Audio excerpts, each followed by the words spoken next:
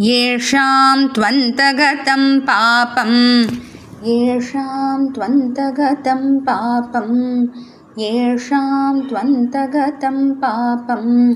जनानां पुण्यकर्मणां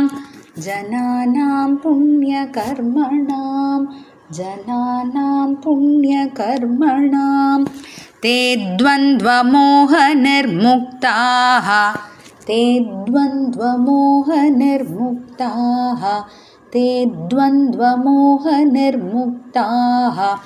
भजन्ते मां दृढव्रताः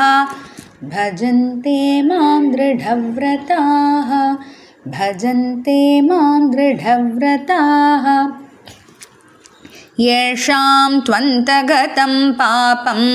जनानां पुण्यकर्मणां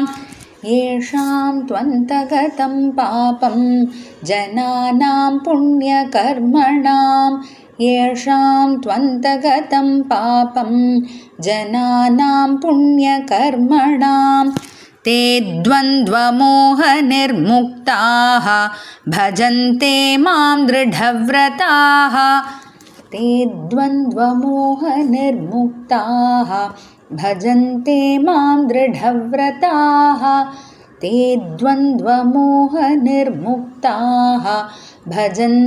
मां दृढव्रताः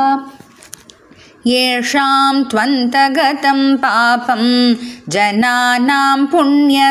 ते द्वन्द्वमोहनिर्मुक्ताः भजन्ते मां दृढव्रताः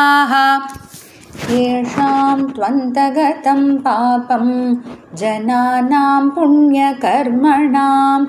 ते द्वन्द्वमोहनिर्मुक्ताः भजन्ते मां दृढव्रताः येषां त्वन्तगतं पापं जनानां पुण्यकर्मणां